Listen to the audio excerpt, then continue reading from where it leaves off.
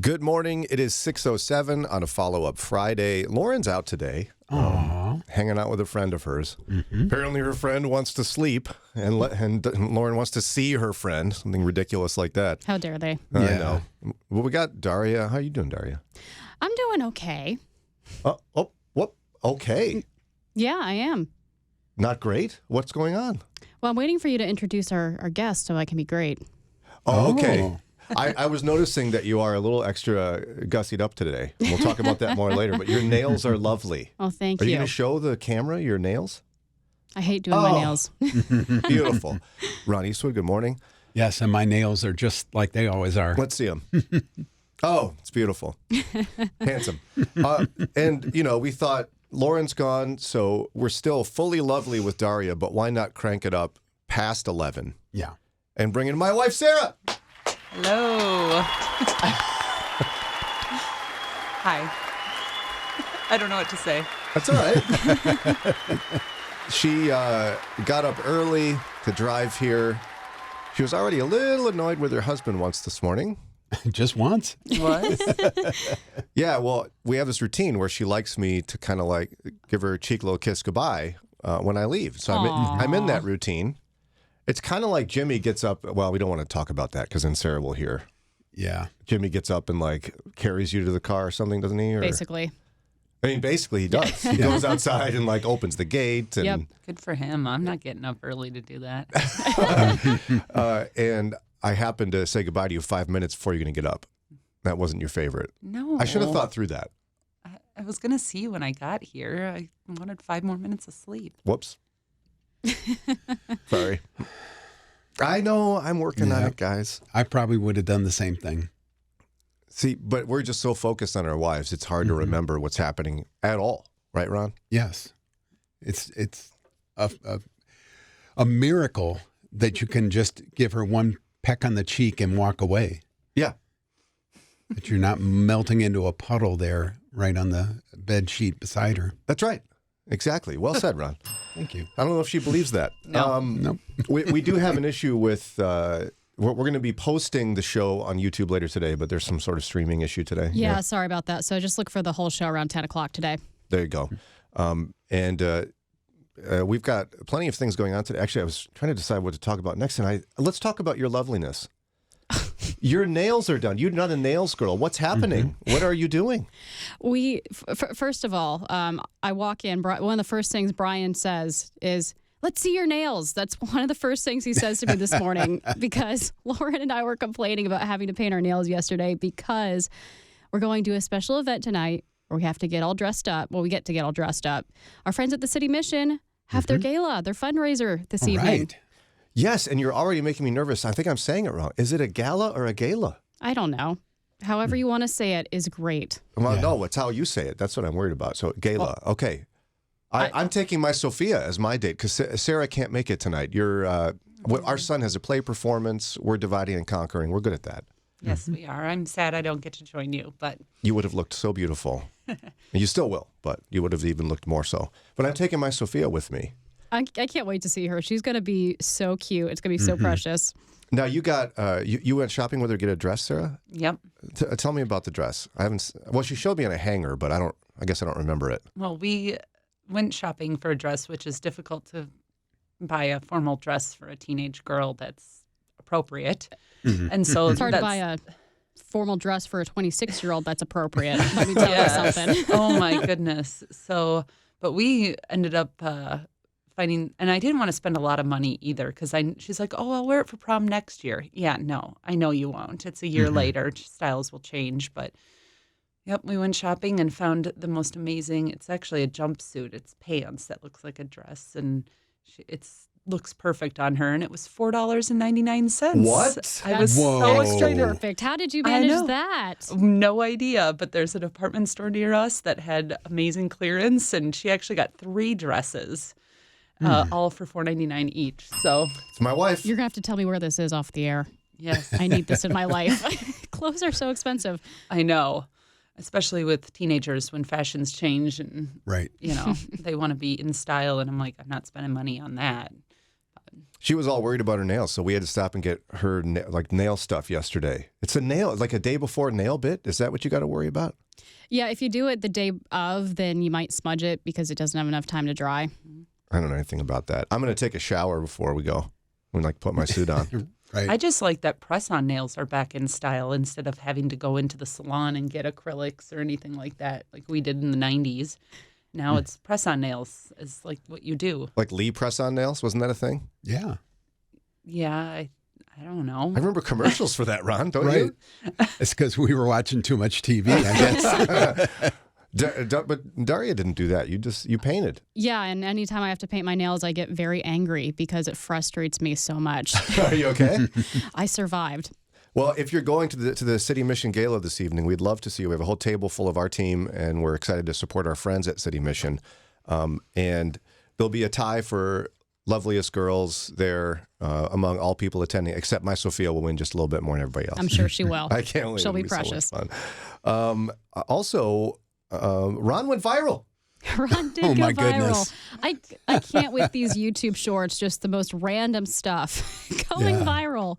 Yeah, I've had a virus before, but I've never been viral. It was a small clip of our conversation with Pastor Josh Moody about British slang. And Ron nailed it. It's like he is British. Yeah, The very first term was Bob's your uncle. and I knew that one. What does that mean? Do you want to give her an example in a sentence? Well, let's say you take 2 pieces of bread. On one, you put peanut butter. On the other, you put jelly. You put the 2 halves together, and Bob's your uncle. You've got a sandwich. Easy done is how Dr. Moody described it. It's like it's done, it's complete, real easy. Wow. And Ron knew that. And it went viral that he knew it. I'm impressed that you knew that. Isn't that good? No idea what that would have Hey, meant. Bob's your uncle. We've got a show here today. All right. But What was that? That was my British accent. What do you mean? What was that? You know that. I do that all the time. Might I add, though, my video with Pastor Scott Lessing is slightly more viral. It Daria. is. It got 3,000 more views than Ron's, but it's still early. So Ron could overtake you because I'm everybody chugging loves along. Ron. I don't know. Has Sarah heard that laugh that I've done on the show before? Oh, no. Ron, you've got it in there. Yes, I do. This went viral, essentially. What? That's exactly what I said. I came in on Monday, and this video of it's literally 14 seconds long of that video or that sound, and then Scott just dying laughing had like 8,500 views over the weekend. I'm like, what is happening to my life? Why I aren't you spend laughing harder? So much time putting these shorts together, like, oh, this is going to have a great impact. Someone might, this might change someone's life. Here's God. No, that goes viral. I don't know what to do anymore. I'm a tad bit embarrassed. What for? That's a powerful viral laugh right Yes, there. it is. Apparently. All right, so it is Follow-Up Friday today. First of all, special thanks to everybody who gave to India Partners Yes. through our last couple days of campaign. It's just tremendous response. We're so grateful. We'll actually have something to talk about related to that later on this morning. Some interesting comments came in while we were talking about that I'm still scratching my head a bit about. But I was really thankful for the number of people who wrote in with questions about the ministry. Yeah. Since you had been there and seen it in action, it was really good back and forth with the audience that they wanted to know things and you could tell them. It helped me a lot to better understand, for sure. Well, thanks, Ron. You're welcome. Yeah, I found it a challenge to describe the truly indescribable. I don't know how to even really tell people about what I saw. I did my best, but I think it worked. So, also, since it is Follow-Up Friday and my wife Sarah's here, you could ask her questions. Yeah. Like we opened this up last time, and people are always bugging me about things. They want to know things about me, and I hold some things close to the vest. Here she is. She knows everything about me, right there. There it is. Or you could just sit there and not ask her the questions. I don't know. I think last time we got something embarrassing about me out, didn't we? You said when you first met that you would never date her. Yes. Yeah, I did. Yeah. Yeah. I remember that. There was context, and it made sense. To you. All the times you had told your love story on the air, you left that out. Well, I mean, it sounds better when I leave that part out. It It's a great does. reminder that we are all unreliable narrators. Yes. Well, Ron's pretty reliable. Oh, I don't know. You'll get Dan on here pretty soon, and we'll find out how reliable I am. Oh, yes, you will. We need to have another spouses Yep. It's episode coming up, I think. show. Well, we're going to do a Mother's Day thing in a couple of weeks, but it's with a different group of mothers. I was just going to say I wasn't invited. No, well, you come in a lot of times. Oh, sorry. No. We have, in fact, one of the moms coming, sneak preview, unless something happens. I think we're going to have, since we're going to the City Mission Gala this evening, Linda Uvegas, the CEO of City Mission, is a mom of 5 kids. I believe so. And she's got, I think, 3 grandkids. Yeah, so she's going to come. It'll be super fun. Yeah, She's wonderful. among some others. But yeah, we did a spouses show. No, we haven't done a spouses show with this group. No, we just did Just the one. women. It was kind we of a did- spouses show last Mother's Day. But Eddie and Jimmy have not been on the show. Yeah, because they're not moms. So we need to spouse. That's This why is big. That's why I said spouses. I know. 'cause Lauren's She's nervous miles about that. ahead of us. She is. She's a trendsetter, this one. But Lauren, I think, is nervous about Eddie coming on. I think that's why it's not going to happen. More than Eddie's nervous? Oh, yeah. Wow. That makes me want him on more. I know. I try to get her to say stuff, and just because I want to know, she won't say it. But I'm sure Eddie will. I can trick him. Yeah, since you're Jimmy such will good not do friends. Jimmy won't do He it. will not do it. How do you know? I only married him. I wonder when I'll see Jimmy next. Tonight? You can ask him. He'll say no. Oh, He doesn't like the Daria. fact I talk about him. Daria, Yeah. you underestimate me. I'll work it in. Wow. I love the confidence. It'll probably totally fail, but I'm going to try. You're welcome to Oh, say Jimmy. whatever you want to him. All right, and it's Follow-Up Friday. What do you want to talk about? You can call or text. We're going to review the topics in a few minutes, but the show belongs to you on Fridays. 440-546-2255. Call or text again, 440-546-2255. 624 WCRF Mornings with Brian. My lovely wife, Sara, is our special guest this morning. Hello. If I'm a little distracted, you just tossed your hair a little bit before you put your headphones on. You did this like snap of your... whoa! Got to make it look good for the video. Where am it's I a lot right more now? pressure when you have on camera. Who am I? Whoa. Isn't she lovely? Okay, back to work. It's distracting having my wife here sometimes. So a couple of things to thank you for. First of all, thank you to all of you who participated in our fundraiser the last couple of days for our friends at India Partners. You can still give to make sure that kids whose moms are stuck in human trafficking in the red light districts of Mumbai, that these kids can be fully covered in their safe houses, where they're given food and clothing and education and medical care and trauma counseling and all that. Blown away by the response overnight. Now, you can still give throughout the weekend.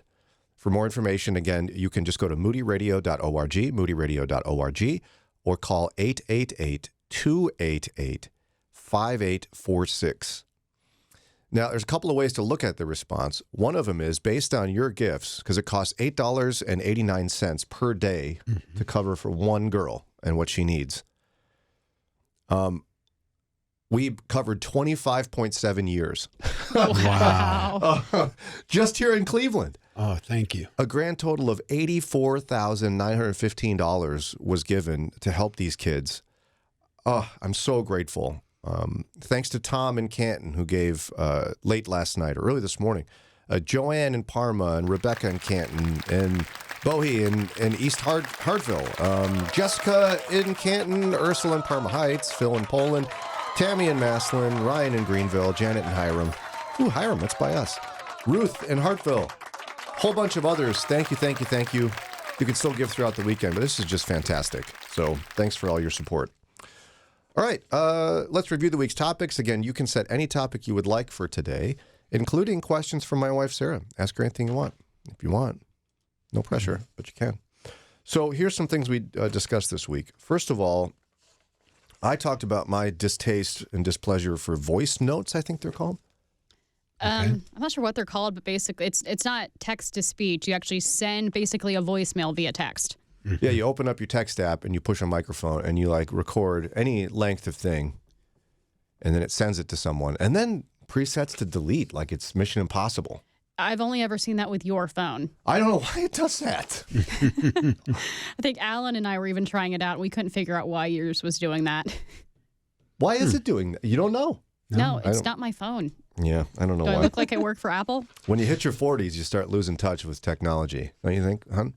Yeah, and I hate those voice to text. I do too, things. but some people Also- had issues with that, hating it. But what now? If I get a voicemail, I wait until I can read the voicemail. Like my phone will translate it, but I use closed captioning on everything. I don't like to. Yeah, you don't like when people. You don't like when I call you. No. In fact, I can guarantee that you won't answer when I call. Well, I wouldn't say guarantee, but What's your percentage on times you answer when I call? like 5%. Anyone. I mean, ask any of our kids too. It's like, text me, tell me what you want. I have too much to do. And you're focused on something. And, Yeah. no, Or I'm not text mad me at and you. say, I just want to talk. Call me when we can just talk. And I have to mentally prepare myself to just talk. I'm a lot to handle, Daria. Oh, I'm aware of that. And we have 5 mini hymns at home. What did you say yesterday to me? I was complaining about having to do something, and you go, "You are a child." No, I was like, I didn't say that. You No, said that. Daria said that. yeah, you were complaining about having to do something, and then you did it, and then you came out. You're like, "Look, I did it," and clearly you needed praise, and so I said, "You're a child." Oh, you know him so well. That's like the last 23 years, 4 years of my life. Don't ask me. It's been a long time. I know. Aren't you Yes. just so blessed? But anyway, we'll go over it. Some people I struck a chord disliking something. Apparently that's not allowed. I'm not allowed to dislike voice memos. And then we wanted to know when sermon illustrations and conference attractions go too far. There was a big viral thing about a men's conference where there was a guy who was he called himself a go-go dancer. I still don't quite understand what that is, but he swallows swords. He does acrobatics, like Cirque du Soleil type things. Almost exactly like Cirque du Soleil. Pretty much. And then there were all these false rumors spread about him. It was a whole to-do about the conference. Lots of interesting responses to that, many of them displeased with me. And that's okay. Is this the theme for the week? I think it was. Displeased with Brian. And then we chatted a bit about Earth Day, I think. And Earth Day and Arbor Day are different, right, Ron? Right. Because you talked about Arbor Day today. Yeah, Arbor Day is today. Earth Day was It was Monday. Monday. maybe? Monday. Yeah. So what's the difference? Arbor Day is older, and it was designed about trees. Arbor, like our cranky arborist, John Palmer, he's a tree doctor. And Earth Day was created in 1970, and it was about a more wide-ranging, let's take care of this planet, it's the only one we have kind of viewpoint. Unless science fiction takes over and we can find another place to go to, Yeah, well, which it never works out quite well when they try that in movies, Ron, right. as you know. We do have the Artemis project trying to establish a base on the moon and then make their way to Mars. That's true. So maybe one day. You never know. But nonetheless, somebody had some comments I want to chat about later on if we have time about Earth Day. And then we talked about the childcare crisis. And it struck real close to home because of Lauren's struggles to get childcare for her kids and how outrageously expensive it is. Some comments to chat about on that front. But because how do you solve it? It really is unaffordable. And it's increasingly unaffordable to have a single income family. You and I did it for quite a while. Yeah, we were poor. So poor. We barely made it. We were on public assistance for most of that time. But we can't do it anymore. I don't know that we could if we were starting over as young people today. Oh, no. The cost of everything has gone up so significantly that, I couldn't imagine what income. But there's a significant number of people who just don't believe it. Yeah, you're just not pulling your bootstraps hard enough. You're not working hard enough. You're not sacrificing enough. It's you and your Netflix. That's the problem. Well, and not to mention the long-term difficulties that if a woman or wife, mother stays home for 15, 18 years with the kids, back entering the workforce, then you're making minimum wage.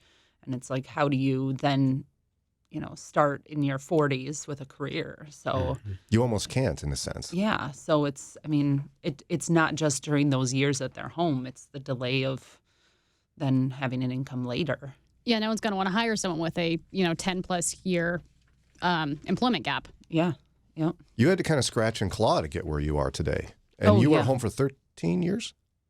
11 years. 11 and then years. I went to That's what I meant. started working at a grocery store part-time for 3 years and then started working full-time again. But you had to kind of work your way. It took a while. It did. And finally, one of the issues that came up was fascinating. I didn't think we'd have anything to talk about related to India partners in terms of like follow-up. But there was a pattern of response when we were talking about human trafficking and the children of trafficked women we're trying to protect. There was I don't know what the right adjective is. I was at minimum annoyed, and at maximum I was troubled. And it's something we got to address because I think it's indicative of a larger issue in life, especially for followers of Christ. But maybe you have a personal issue you want to get some advice on. Maybe you want to ask my wife that burning question, is he really like this? Tell me this funny story about him. Is there anything he does like that? How can you be so lovely? Explain it. How can you be so successful and wonderful? Maybe you want to talk to Ron. Maybe you got an issue you want to bring up that we haven't brought up on the show you've seen in the news. We'd love to talk about it with you. 440-546-2255. 641 on WCRF and a follow-up Friday. What do you want to talk about? 440-546-2255. That was a fun ending. They weren't done. No, I thought they were done. They were not. It keeps happening to me. Yes.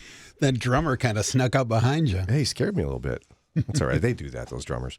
But by the way, we do have a Mother's Day contest running for a little bit longer. You're not going to want to miss your chance for this puppy.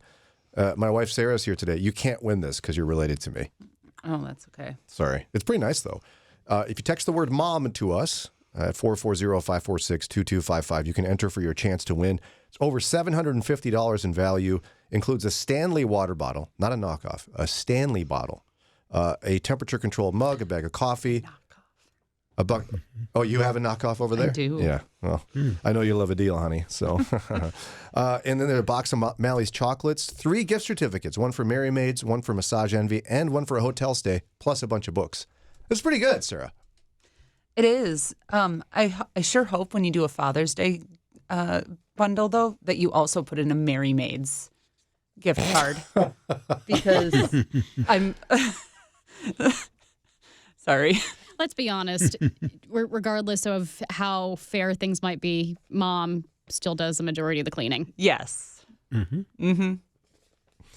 Okay, text the word mom to 440-546-2255. I rescued you there, Ron. 440-546-2255. I admitted it. I just said, Me too. I do all the outside cleaning. Yes, you do most of the outside cleaning. Thank you. Okay, first one I want to follow up on was the one that surprised me the most. Well, that's not true. It was one of the surprising things. I mentioned that I got a voice memo from somebody, which is you open up a text message, you hit this button, and you send somebody like a recorded message, not a voicemail. It's not like you tried to call me and I didn't answer. You just sent me an audio message, and somebody sent one that was, I don't know, it's kind of long, a couple minutes, a lot of questions, and it stressed me out. Took me like a couple days to respond because there was just like a lot going on in there. And I felt overwhelmed and I brought it up. And then Lauren, just to think she's funny, sent me a voice memo later that day. And it was like triggering a little bit. Lauren is funny. Sometimes. And so I just figured, I dislike something and that's okay. We can move on. Nope. Somebody named Devon wrote in and he said, good morning. I'm not sure why we would make an issue out of voicemail. There's nothing wrong with voicemail. If somebody finds it convenient to leave a voicemail to communicate with us, I feel it's disrespectful to that person to be upset about having a voicemail from them. For the record, I'm about the same age as Brian. P.S. Think how many voicemails could be listened to in the time Brian spent complaining about them. well, the length of that message that you got, probably about 1. So is it disrespectful to people that I dislike a certain mode of communication? No. I'm wondering if she's conflating like voicemail, like when you make a telephone call and the person does not pick up and it goes to voicemail. That's different than if you record an audio message and send it disguised as a text. Yeah. So the person opens up their texting app and instead of being words, there's this little audio symbol. And it's like, I'm it's the a place same for way. words. It's not a place for audio messages. Right. I'm with you. I do not like it at all. Well, maybe you're disrespectful too, huh? You thought Perhaps about that? I am, but I will posit that the person sending said message is disrespectful. Whoa. Why?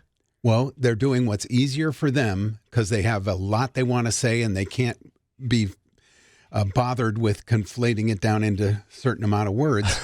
So they just jabber away on the recording, expecting me to take time to read through. Now, if the iOS would have the translate and give you the text of that message, then that would be okay, because then I could look at the words and scan and see if I even want to respond to this or not.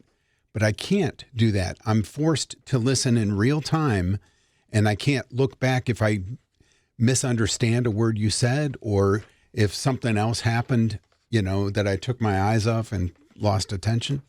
No, I like the person who sent it. I just didn't like the mode of communication. Mm-hmm. I got another note about it. An email from a friend of the show, my friend AW in Oberlin. You're awesome. I love you. She wrote, I can certainly understand that having to listen to 15 minutes of voicemails is frustrating and annoying when you might be able to review most of the same content in written form in about 5 minutes. Absolutely. This is a nice note because they're acknowledging I'm not nutty. Right. I'm allowed to have an opinion. But two main follow-up thoughts. Number one, various versions of thinking, maybe God wanted me to listen to these voices created by God. Like maybe it's better for me to hear the voice. Second observation, just a more specific, she said, nuanced recognition of the many, many different purposes for each different format that can be used. Like as in, that would be helpful for the blind to have a voice memo and things of that nature. Absolutely true. It's also absolutely true, like I think this person's indicating as well, somebody else might love voice memos. It's like their favorite. That's perfectly acceptable. I'm not insisting everyone agree with me. I'm just saying it bothers me. Right. And you have every right to say that. Thank you. It's always interesting that, one, people just kind of assume we're making super blanket statements like you say, I don't like something, therefore no one can use it, or it's never helpful in any situation. I don't understand that. And we saw this just this week, or last week, we were talking about, is there maybe a certain point that pastors should retire? And we're just asking the question, pointing out the obvious, and that your mind tends to deteriorate over time. And people are like, that's so disrespectful to even ask that question. Well, asking questions, asking why things are, and disliking things are not inherently disrespectful. Correct. Yes. And Well people don't said, seem to Daria. get that. This person also said something real nice here. They said, I'm guessing that you are reacting to and venting about one specific category of the purpose for that message, and that you would agree that the other purposes, hearing the tone of the voice is very important, and writing a longer message in email form is very important. They're saying essentially, I'm acknowledging that you were annoyed by that, but you're not going to, you've got exceptions, and you would, of course, agree with me about the deaf or the blind or whatever. No, yes. So that's super. I like that. You can send a critique and be gracious, but I don't, I'm not mad at Devon, but it's just like, the Bible doesn't say, Jesus didn't say, love your neighbor, love God, love your neighbor, and like everything. Right. I don't even have to like all people, but I certainly have to love them. I don't have to like certain types of vegetables. Like, I don't even get rutabagas. I don't know why they're here. He made them. God knows why. I don't know what to do with them. But you're not saying if you like rutabagas, you're a horrible person. What's No. wrong with you? No, if you like turnips and you like radishes, God bless you. I think they're horrible, and I don't want them. Aren't I allowed to feel that way? Yeah. I'm not disrespecting God. I know God had a purpose because somebody else would like it. This is a weird thing that I don't know why I can't dislike it. And It's because you dislike so many things. I'm very particular. I'm very persnickety. Yes. Snickety. I like that word. I am pretty particular. But shouldn't that make you happy because I picked you, Sarah? Yeah. That's how special you are. I was chosen. It's 6:49, time for a quick break. We've got more coming up on Follow Up Friday. Maybe you want to put me in my place because I disliked something. Or maybe you think I'm totally wrong in voice memos and you want to set me straight. That's fine. 440-546-2255. 6:51, this Follow Up Friday. Special thanks to my wife, Sara, for being our guest all morning. You can ask her questions if you want. 440-546-2255. And thanks to everybody who gave during our campaign the last few days for India Partners. Over $84,000 / 9,552 days of safety provided just because of Cleveland. So thank you so very much. All right, before the break, I was bringing up how somebody was upset with me because I expressed my displeasure for voice memos. It's fascinating how people heard voicemail, which I also dislike those, but it's different. It is different. Yeah, so a voicemail is, the lines start to blur because our phones do everything now. But so voicemail is I'm like actually calling, no one answers, and so I leave a message. A voice text is you open up your text app, and there's a microphone you can hold, and it'll record your voice and send it via the text app. And Brian does not like the text app messages. Yeah. And I don't like voicemails either, but it's different. You just don't like talking to people on the phone, I think. I like talking to Sarah. I'd talk to you if you called. I would enjoy that. I just don't like talking to strangers on the phone. I don't know. That makes sense. I think a lot of people feel My that way. favorite is when people leave a voicemail and say, "Hey, it's so-and-so. Just calling." Yeah, I know. I saw it on See with caller ID. like, why did you leave that voicemail? Or when they go, "Hey, it's me. I got something really important to talk about. Give me a call." My favorite is, we've been trying to reach you about your car's extended warranty. Oh, I actually had 3 voicemails I found yesterday because they traumatized me, so I didn't even look at them, from the doctor's office. There's something going on with one of my kids' appointments. They called 3 times. I'm just very pleased that they called you. You should be happy they called you at all. Doctors' offices are so hard to get a hold of. Yes, they are. Well, we have this problem where I put Brian's phone number as emergency contact, first contact for everything. For school and everything, yeah. And they call me. I'm like, 'Cause you're mom. Where did you get my number? I'm. Yeah, the nurse's office doesn't even try me. And I answer when they call. I know the school's number. It'll tell me when it's a school. Yeah. No. It's mommies are viewed as caring more about their children's health, I think. They don't know how caring I am, apparently. Yes, you're very caring. You're also closer in proximity than I am. So you can do something. We do have Bren in North Canton on the line. Haven't talked to Bren in a while. Hey, Bren, what's going on? Hey, happy sunny Friday. You too. Ooh. So are you mad at me for disliking voice memos? Do I need to repent here? No. I am a communication teacher, so I'm here to just clarify. Okay. Yeah, so what I teach, which a lot of students need to learn, no matter the age, is that it's about SPAM: situation, purpose, audience, and method. Okay? Oh boy. Okay, hold on. I think I have right. SPAM. Situation, purpose, audience, and message. Audience and method. Okay. Method. Method. Okay. Yes. So if you guys are great about asking for opinions, and we want to transfer our ideas to you. That's the whole point, is to transfer our ideas. Mm-hmm. So to do that, what's the situation? I want to communicate with Brian. The purpose is I want my point to be heard, right? Yeah. Okay. Uh-huh. The audience is Brian. Therefore, the method needs to be what you prefer, because that's the point of the message being transferred to you, is knowing what method you prefer. So it does matter that not- I prefer something. Exactly. Audience analysis is very important. So if someone wants to communicate with you and you have made it very clear that that's not your preferred method, then that's totally acceptable. If someone wants to transfer a message to you clearly, they'll do it another way. Yeah, and I mean, your message is more likely received. That's what I'm well, saying. right? That's right. So they can use that for other people that maybe enjoy it, because those people, that audience, doesn't mind it. But for you, if they want it to be received well, and for you to listen and to get the message transferred, they will choose another source, another method. Well, too, as Christ followers, thinking of ourselves as less than others, I think it's very self-sacrificial to intentionally communicate in a way that you know the other person is going to respond better. Right. You just get a more, I hate to use the word symbiotic, but you know, I mean, like we know because you guys are so open about yourselves, we know your preferences, and we should communicate in those ways. Well, and I've seen people now, I saw somebody text us just a few minutes ago too, that was essentially kind of saying, no, you should like this. Here's why you should like it. But why do I have to? I don't want to like it. I don't. You know, it's like any preference. So if someone doesn't like to eat meat, you don't put a big steak in front of them.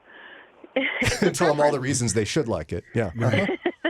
And right. So communication's just understanding your audience and a preference if you want to have it enjoyed. So there you go. That's pretty much my entire job because I work in marketing. Right. Oh, really? And Okay. the market audience analysis, right? Yeah. Reaching where You got to know your audience. Mm-hmm. So, so both teachers and marketing professionals think it's okay that I dislike something.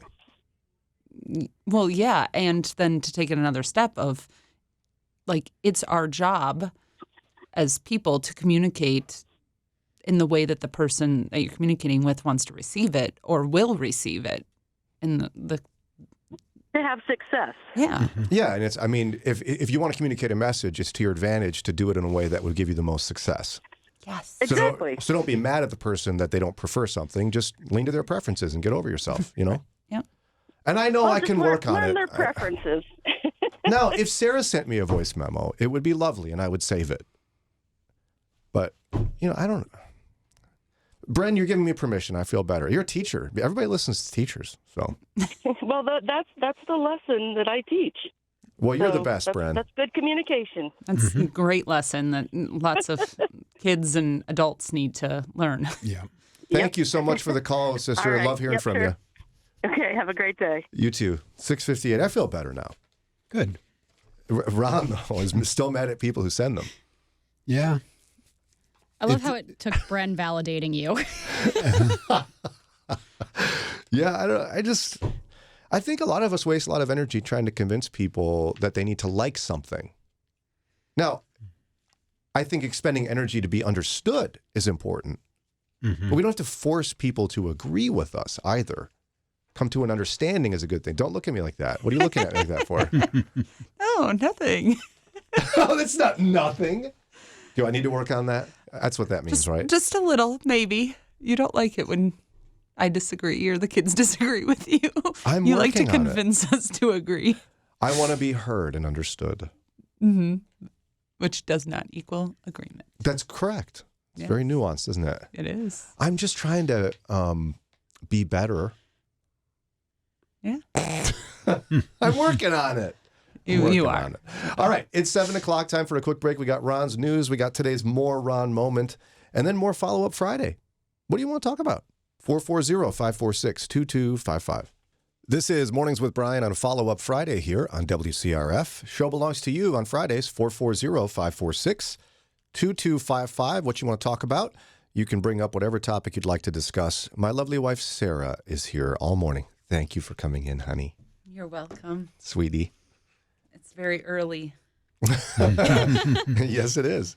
And special thanks to all of you who participated in our campaign the last couple of days. Tremendous response.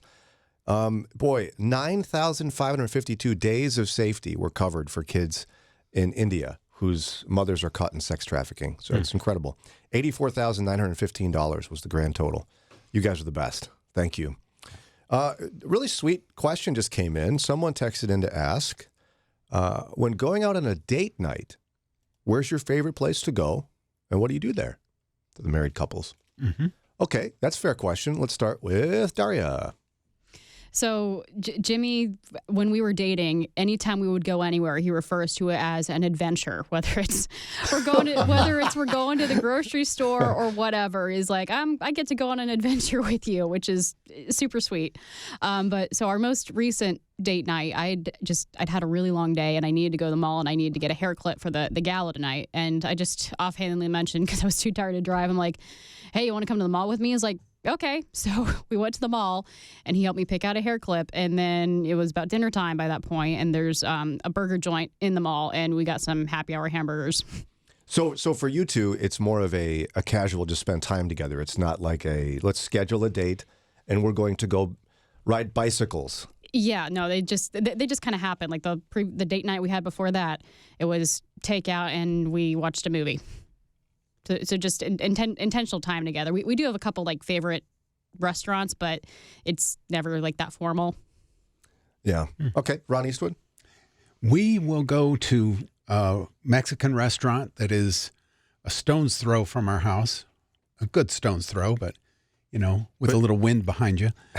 Free chips? Is that why we're going there? Yes, chips and salsa. And then the servings are so ginormous that we've now settled on we'll buy the one meal and split it between the two of us. Oh, that's sweet. Yeah. Plus, we're eating so many chips already. So, but There you go. You guys don't go out a lot. No, not a whole lot. Is Dana crying about that most days, or? Oh, I'm sure she would love to have me eating across from her, looking into her eyes.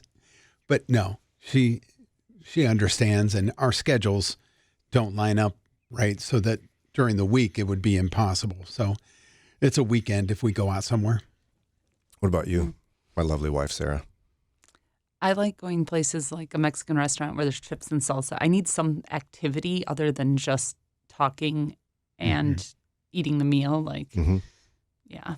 I mean, when we go out, maybe a couple times a month, once, twice a month, less than that. Yeah, it's like once a month, and then the next month might be twice, and then it might not be for a while. So. We typically grab dinner. Yeah. And then stop at like the grocery store on the way home. Yeah, we Or the always end hardware up store. running errands together. But I like going to restaurants that serve food I can't make at home. Like, Right. or the ingredients are going to, I can justify spending that money. Like, I'm not, yeah. Now, we had so many years where we lived in Chicago away from any relatives or babysitters, and we were too poor to hire a babysitter. I'd say we spent the better part of 10 years not going anywhere. No, our dates would be like taking the kids to the park and letting them play, and we'd sit on a bench and talk. Or get takeout and on a rare occasion and sit and watch TV together. Yeah, or make a special meal and separate from what we were making the kids. But yeah, it was a long time. Now, you're not secretly, I guess you could say it on the radio here, but you're not secretly weeping that we're not going on dates a lot? No, it's a lot of work. Like, well, I mean, Money. yeah. I mean, during the week, like you said, Ron, during the week, tired, long day. Yeah. And then on the weekends, like, we're doing yard work, we're house cleaning, we're running the kids around. I don't want to get dressed and go out to dinner. I'd rather just order food or make something and stay home. Yeah. It's just like, part of, as we've gotten older and the kids just are so busy, it's just we're exhausted. We don't want to go anywhere. And that, Sarah brings up a point that I'd not thought about, but for the woman, there's getting dressed, Yeah. quote unquote. I mean, the guy, we could wear what we've been wearing all day and head out. But the woman wants to look fresh and, something different than what she's been wearing. Right. That's why I was so excited about the gala.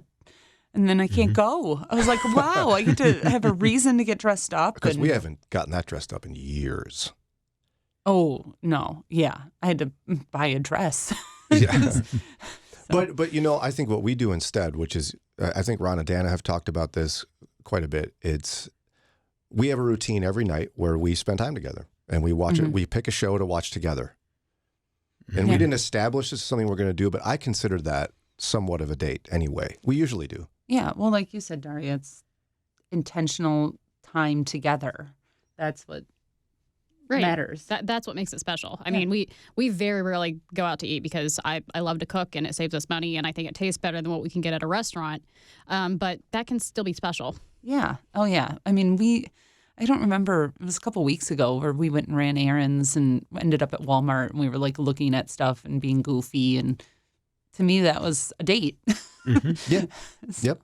So I hope that helps. Whoever asked that question, don't have your name, but thanks so much. Yeah. It's Follow-Up Friday, 440-546-2255. There's a topic that I know Daria's been itching to get to. And Lauren was pretty wound up about it too. So she was like relieved she's not going to be here today because she was afraid she was too wound up. But as you know, we've had our campaign the last few days with India Partners that was zeroing in on the wickedness of human trafficking and how it's impacting so many women in Mumbai, India, and across the continent, or not the continent, but the country of India. And how we were trying to get the kids rescued because there's such vulnerability. 95% of kids of trafficked women become trafficked themselves. And we saw a pattern in response that was truly like head-scratching, where we had a couple of people texting almost simultaneously, bringing up a completely different issue. I mean, it was like out of left field. And we want to try to figure out what in the world is going on there because we've seen this before. What is it? Well, you have to stick around. I got to take a break. I don't get in trouble, Right. Especially with Lauren gone. Oof. Well, I suppose I could do more of what I want when she's gone. You don't get the I'm here. Yeah. soul-piercing stare from her. Right, but you are here. Don't stare at me like that, Daria. Okay, fine. Better I'll take a break. We'll get right back here with that issue in just a few minutes. 7:17 here on WCRF. We're going to continue our this thing I set up here in just a minute related to our campaign. But first, funny comment from Kathy who texted in. Ron was mentioning on date night, it's just, everybody's tired. And it's a little more work for the woman to get freshened up a little bit. Right. Kathy wrote, make no mistake, Ron. The woman would not mind if the man also freshened up before going out. Touche. At least put a fresh swipe of deodorant on or something. Anything, please. Yeah. I have found where we live, I feel much more empowered to leave the house looking horrible because people are less judgy where we are for some reason. I don't think you've ever left the house looking horrible. No. Yesterday, I went to pick up the kids, went into Dollar General, did a bunch of stuff wearing jeans I wear that are stained with dirt and paint and a shirt that has stains all over it. Oh, this Dollar General, though. And you didn't look horrible. You look like you had been working. And yeah, we live in an area that's that true. a lot of the men wear work clothes They're because they're working. in construction or whatever. And I don't think that looks horrible. I think that makes you look like a hard worker. Why are you looking at me? Look at your wife. I'm I mean, a hard don't wear worker, that on a Daria. date with me, but you can wear it running around. I'm a hard worker. That's what I heard. Thank you. Okay, so back to what we were talking about before. As you know, so many of you were super generous with the India Partners campaign. Again, I went to Mumbai, and our friends at India Partners took me and a couple colleagues through the red light districts of Mumbai. I think we went to like 3 of them. And it was overwhelming to see women who had been trafficked there. And if you listened, you're like, why don't they just leave? It's so complicated. There's language barriers, there's cultural issues that come up that make it, these women are stuck in this very difficult circumstance. India Partners will train them if they choose to have it and will help them if they ask for it and need it. But forcing someone to get help doesn't really work anywhere in life. I mean, think about someone who's got an addiction issue. They really can't get help until they want it themselves, right? But often women will have children, and the children are at 95% chance of being trafficked or going into prostitution as well in India. So India Partners has safe houses for kids. And you, family, you were so generous. $84,000, almost $85,000 sent from Cleveland to India Partners to care for these kids. And I'm so grateful for it. Your heart was opened, just a heartbreaking wickedness. And you know a lot of these kids personally. Yes, I met the children. They're the images of these kids and their joy and how their life is so different are just melted into my brain, and I just love it. But I tell you what, we saw this weird trend. I'd say maybe 3 different people 3 times, and they happen very close together. were mad at us, kind of, that we were talking about this, kind of. I wouldn't say they were mad, but they wanted to talk about a different issue because I think they thought it was more important and more evil than the one we were discussing. So let me share with you an exchange Lauren had with somebody who texted in. They said, isn't it sad that prostitution in America is illegal, but abortion has been legal for many years? Pretty stupid, isn't it? Bet you never thought of it that way. This was after a day and a half of us talking about sex trafficking and vulnerable children. And this person brought up abortion. Mm-hmm. Okay, so Lauren responded, thanks for your thoughts. Abortion is evil, but two things can be evil and horrible at once. Today, we're focusing our efforts on helping to save children from sex trafficking. They wrote back, choose the lesser evil. Huh? And Lauren wrote, selling children at the age of 7 to be raped and sexually tormented up to 30 times a day is not a lesser evil than abortion. Both are evil. Right? And she said, we will not continue to argue about this. Person wrote back, there's choices in life where we'll have to choose the lesser of evil. No debate. Learn. You're right. Murder's lesser. And then somebody else texted in, hey, does the Indian government encourage policies for women's health as they do here in America as false information? Somebody else texted in about, yeah, what about abortion? Blah, blah, blah. Now, there were some legitimate questions about, is abortion offered to women there and such? And that's different than, there's a number of people who legitimately were trying to say, what about abortion? When we were talking about children being trafficked. Right. I don't get it. And the insinuation that there was somehow a choice in this matter, I genuinely don't understand how those two thoughts connect. Like, you have children who have been born. They have a high chance of a life of sex slavery. But what is the argument here? Yeah, like it's as if that individual was with me in a red light district that smelled like sewage and garbage, and there were women who have been forced into prostitution walking right past us. Well, you nudge them and go, well, at least you're not forced to have an abortion. Excuse me? And when does it become a competition on what's the most evil thing, and therefore what we should care the most about that most evil thing that you think is the most evil? Right. It's a false dichotomy there. You just can't make that choice. Here we have a ministry that's doing a good work. We're shining a spotlight on them and helping you to support them by knowing about them. If you want us to talk about abortion, what are we going to do? The way to change it, I guess, it would be if you got the House and Senate to create laws that would ban it completely. And all you do then is force it underground. We know that's what happens. Historical documents will teach you that. So the way to change unwanted pregnancies, which is the cause of many abortions, is to help the young mother to realize she's not in crisis anymore because you, the texter, are going to stand up and say, here, come live with my wife and I.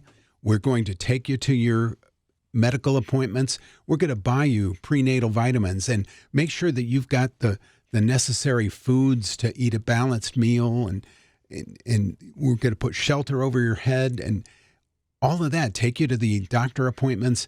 We're going to make it so that you can have this child and that you will know how to raise a child. So the crisis will be averted of crisis pregnancy. But I don't see them offering that. It's like, okay, what I want to do is just let's have the radio 3 hours a day be angry about abortion and not solve how to stop it or do a thing about it. Just be angry. I mean, the Bible doesn't say that there are certain sins that are worse than others. I mean, if you think poorly of your brother, the Bible says you've killed them in your heart. So there is, I think, equal weight to sin. And the beauty of the cross is that it levels things so that we can stand there redeemed and sanctified. But I still cannot wrap my mind around what these people meant or why they thought that this related at all. I mean, you heard testimonials of these poor girls who either were in the trade themselves or watched their mothers go through it. I mean, just crying, sobbing. And your first response is, well, how does abortion factor into this? It doesn't. This is a broken woman who was redeemed through some loving people and the gospel. I don't get it. Yeah, one of the stories we heard was a 12-year-old. When she was 12, she was invited to go play at a friend's house. That friend tricked her, and she was kidnapped and put into sex trafficking. Mm. Yeah, and then someone wants to say, well, what about abortion? Huh? Well, I think it's wonderful that God gave us all different passions to spread the gospel and to, different things to be compassionate about.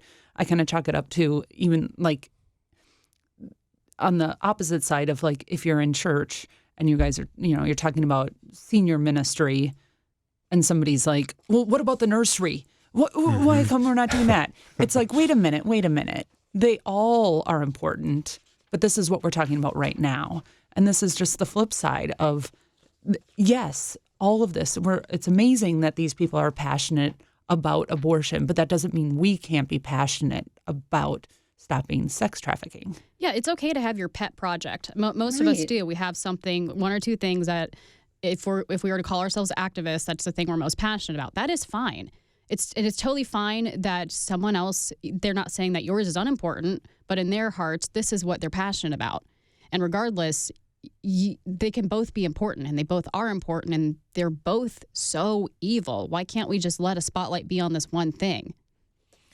Yeah, and as kind as I can say it, I think it's indicative of a larger problem.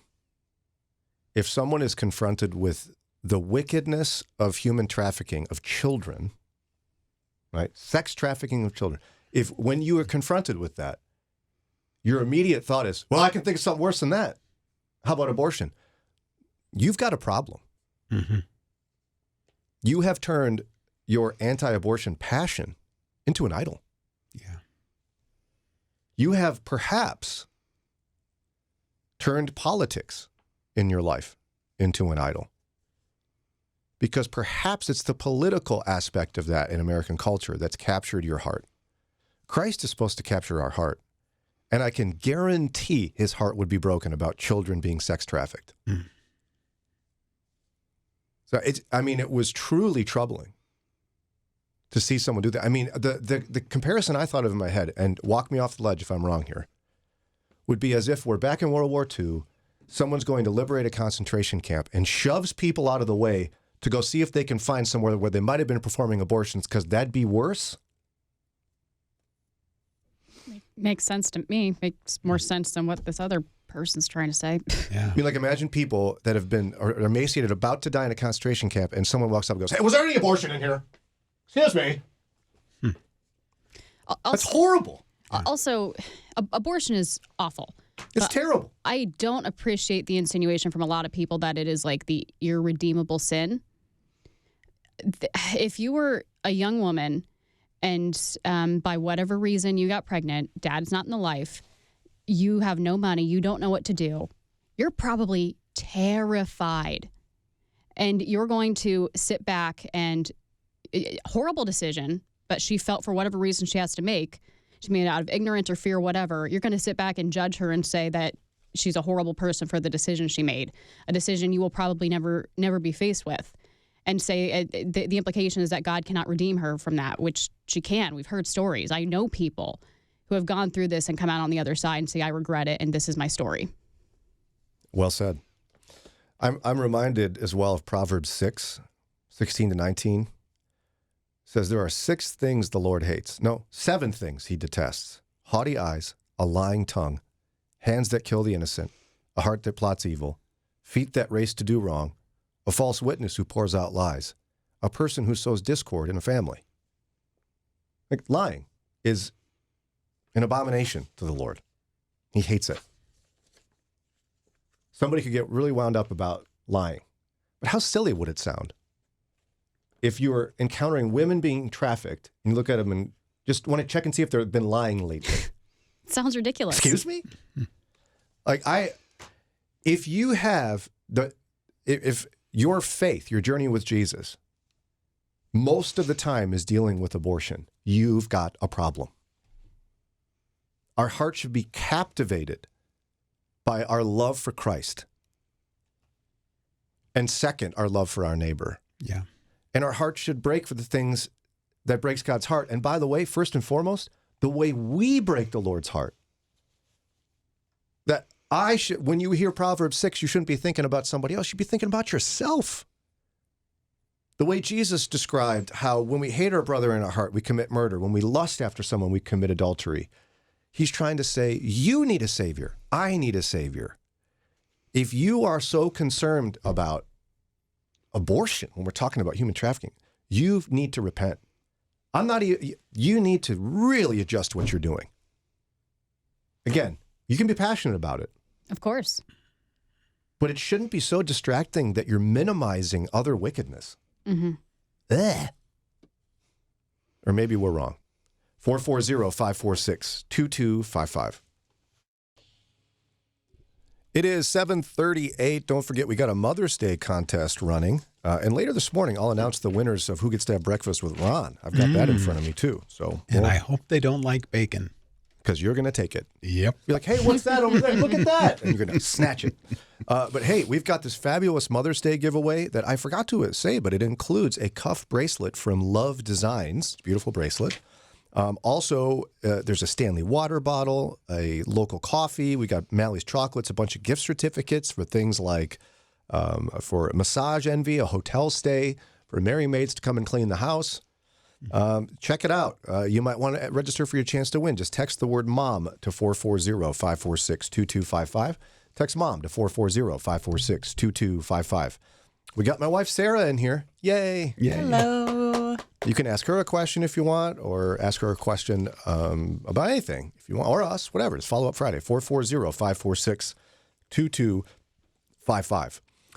One of the ones we need to revisit, because there were so many comments that came in, was when we talked about the Stronger Men's Conference at James River Church in Springfield, Missouri.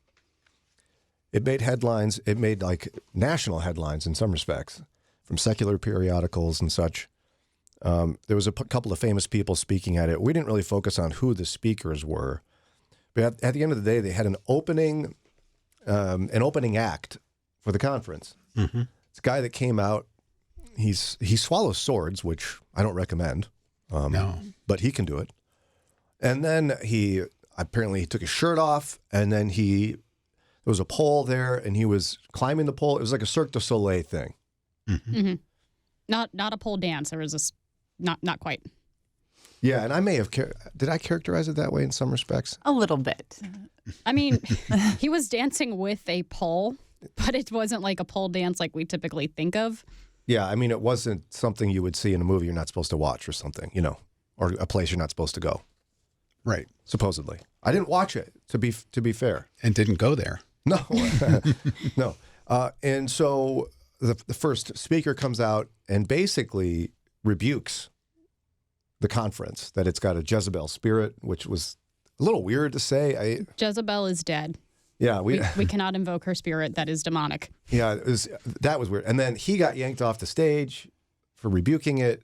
And then the next day there was a reconciliation, blah, blah, blah. We talked about it as a listening family, and there were so many responses. The first one, I think, it's short, but it's worth talking about. Somebody texted this. The stripper was a well-known gay stripper.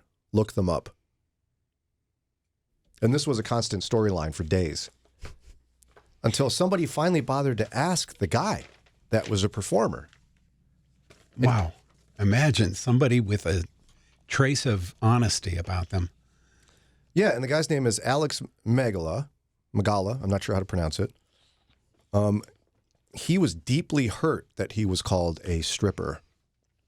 Mm-hmm. He was on America's Got Talent. He's won a whole bunch of talent competitions. Not America's, wasn't it? Britain and Russia? Oh, yeah. Yeah. He's been on one of the Got Talents, and he took home the title for one of them. Yeah, here it is. He's a 2-time Guinness World Record holder, America's Got Talent, the champion's top performer, Britain's Got Talent top performer. He won Russia's Got Talent.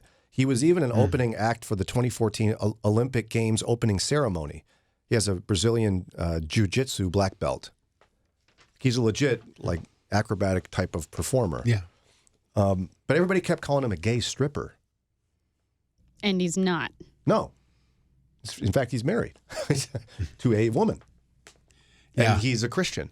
All it takes is one person who doesn't care to do any research, but they throw it out there, and then a bunch of lazy internet trolls jump on that, and they're like, oh, he said he's a gay stripper, so he must be. If it's on the internet, it must be true.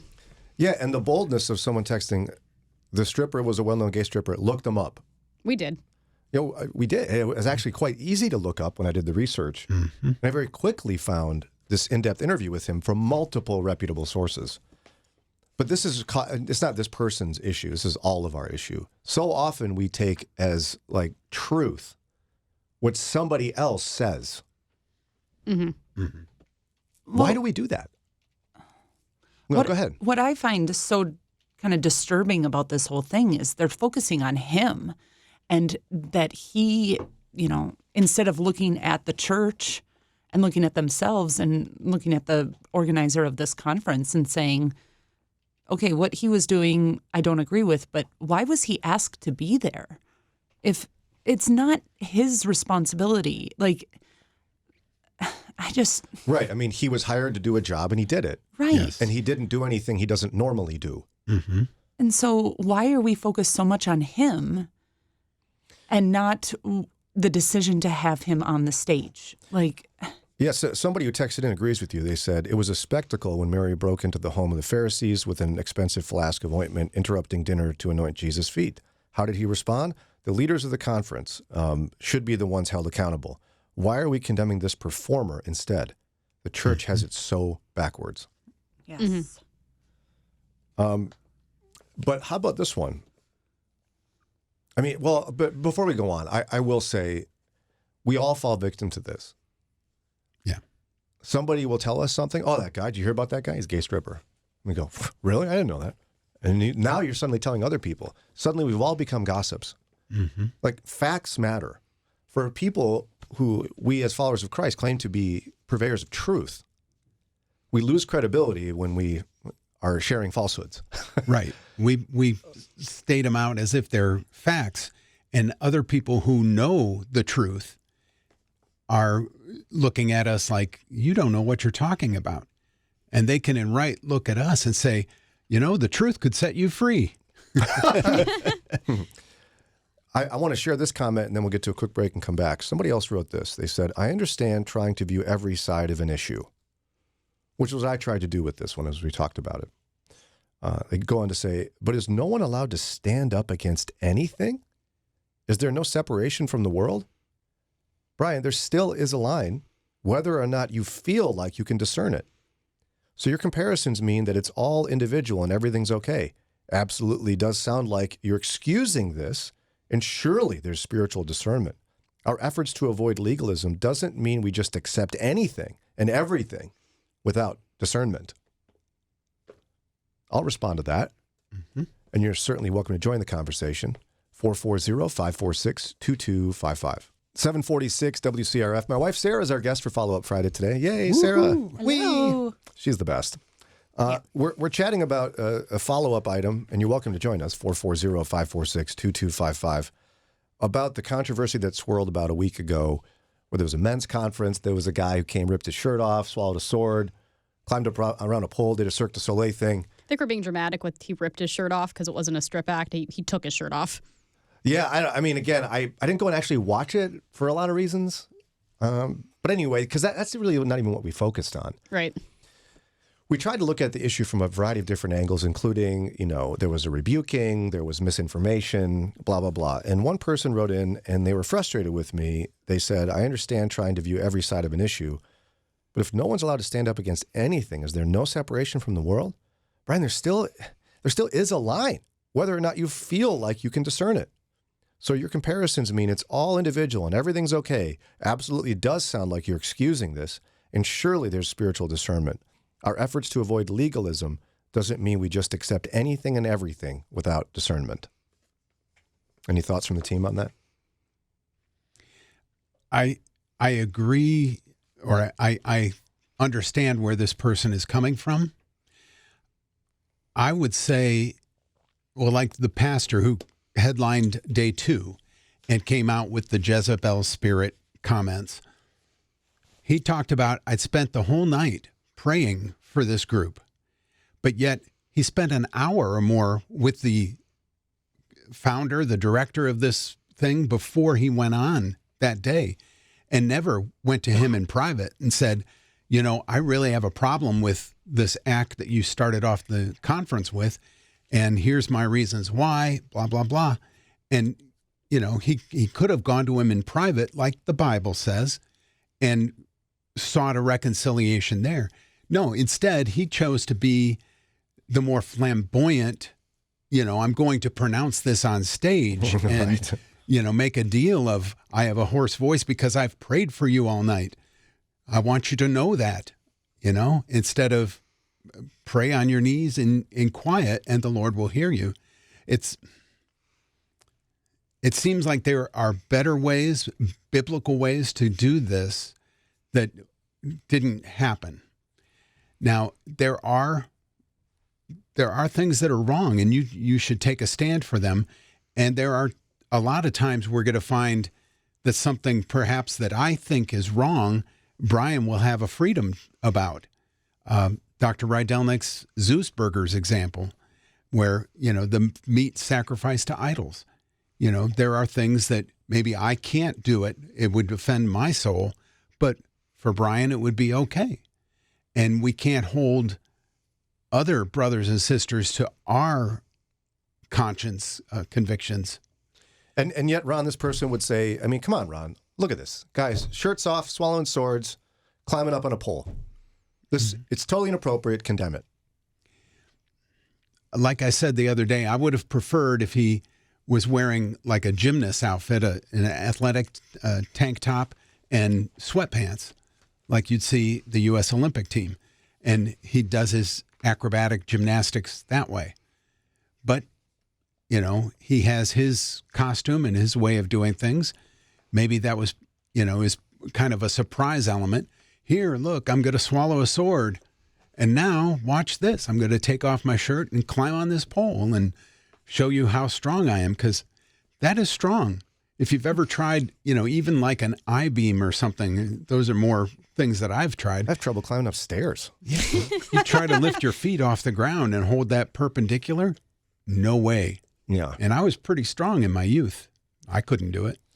Yeah, one of my big issues, I mean, so we're upset that this performance happened, and I agree it should not have happened in the context it happened in. Yeah, it wasn't a lot of wisdom to let that happen. Right, but the guy who comes up, he's like, I've been praying all night, so I'm really hoarse. That's also very performative. Mm-hmm. He had an opportunity to talk to the head of the conference, the guy that did this performance, and he didn't. The Bible says approach your brother in private. So he went on stage, and then they had also a public reconciliation. It was all very public. It was all, I mean, you could probably accuse this pastor of also making a spectacle. It kind of reminds me of the person that proposes at someone else's wedding. Do people actually do that? Wow. I've never seen it, but it happens. Don't do that if that's you. No. Change your plans. Mm-hmm. Yeah, the person seemed very frustrated with me for doing one of my favorite things, which is actually pick up imagine this issue is represented by like a softball or a Rubik's Cube. What I want to do is pick it up, look at it, and spin it around. Like look at it from a lot of different angles. It's something that I think has become a lost aspect of thinking in society called critical thinking. Mm-hmm. Yeah, I agree. And I think the reason that the rumor that this guy was a gay stripper became so prominent is just because of mob mentality and groupthink, and the fact that people don't like to ask questions. They don't like to be confronted with things that might be slightly contrary to what they believe, and they're too lazy to do their own research. I mean, working in Christian media, you see it a lot where people get mad if you hand them something that isn't pre-digested. And what we like to do on this show is ask questions and examine it from all angles, even some that we don't ourselves agree with, right, just so you can examine it from your life and take those principles into your conversations with your friends and family. Yeah, this person said, absolutely does sound like you're excusing this, and surely there's spiritual discernment. Our efforts to avoid legalism doesn't mean we just accept anything and everything without discernment. Well, I would actually call critical thinking discernment. Right. How can you discern something if you don't think about it? And so there's various issues where I want to be sure I've analyzed this properly, because as Ron brought up with the Zeus burger thing, like there were people in Corinth that were outraged that after animals were sacrificed to foreign gods and then the meat sold in the marketplace, the Christians would dare eat that. They were outraged. They were drawing a line. They were like, how dare you? You're wicked. Don't eat that. And Paul was like, that's okay if you do. Like that should shake you a bit. If you love drawing lines everyone else needs to follow, you love legalism. And it's interesting that amongst the three of us regulars, not saying Sarah's irregular, but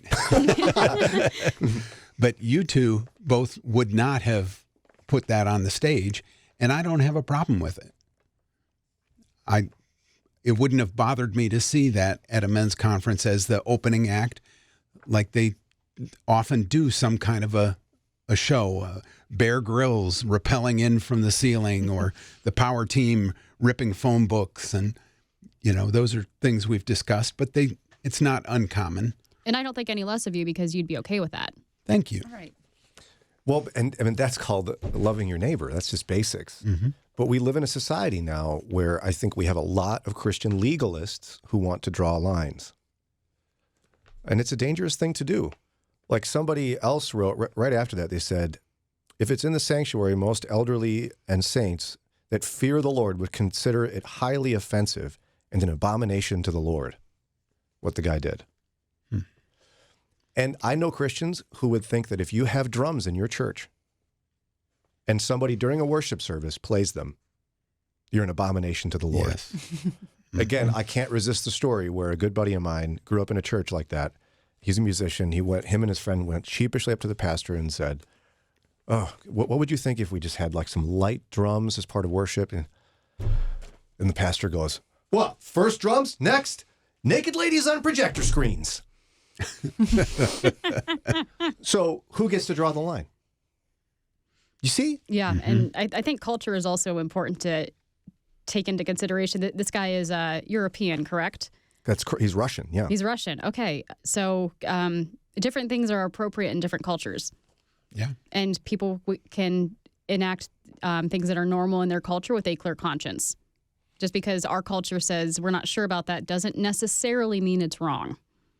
And it seems like the organizers of this conference knew the audience, because the audience didn't have an issue with it. It was outsiders.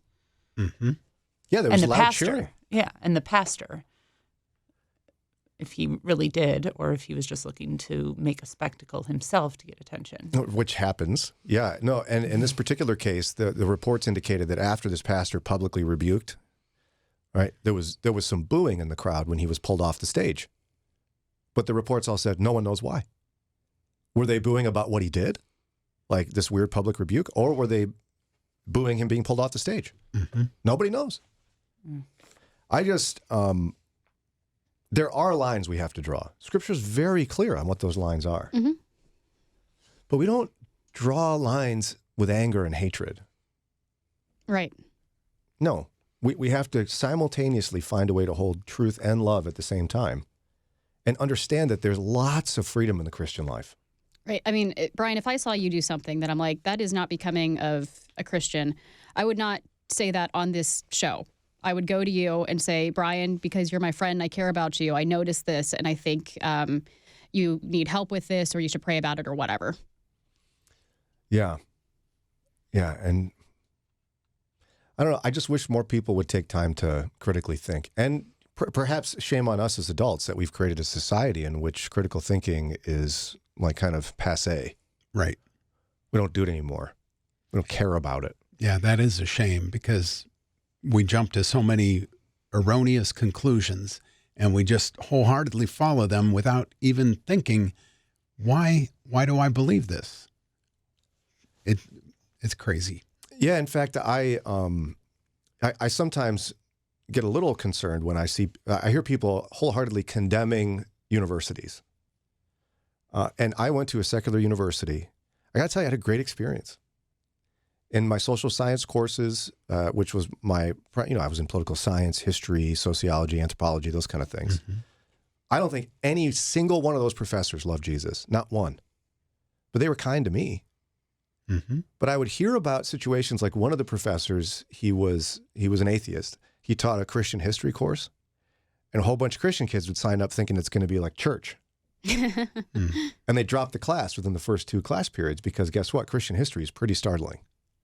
Right. Filled with lots of embarrassing things. I was in one of this guy's classes, and I, in a couple of papers, was very clear about my Christian faith, and I got great grades on them. He wanted me to think. Right. That's it. That's all he cared about. He didn't care what I thought. He wanted me to think. Yeah, living in an echo chamber is not good. And this is a discussion for another day, but I think that's still a good thing about colleges is they force you to examine life from other perspectives. And that is what we try to do on this show. We often, all 4 of us, agree. It's very, very common. But we still have to foster discussion. Yeah, I mean, there are times certainly when college professors, I think, take it too far and cross lines they shouldn't.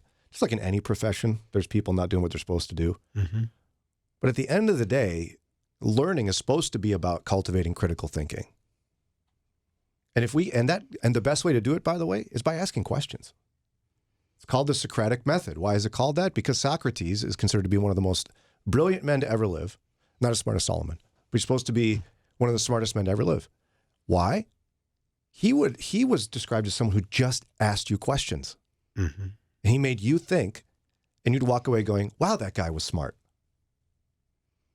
And so just asking why, and why do you think that way? What people get legalist Christians get offended if you ask them questions about why. They get offended because they maybe can't answer why.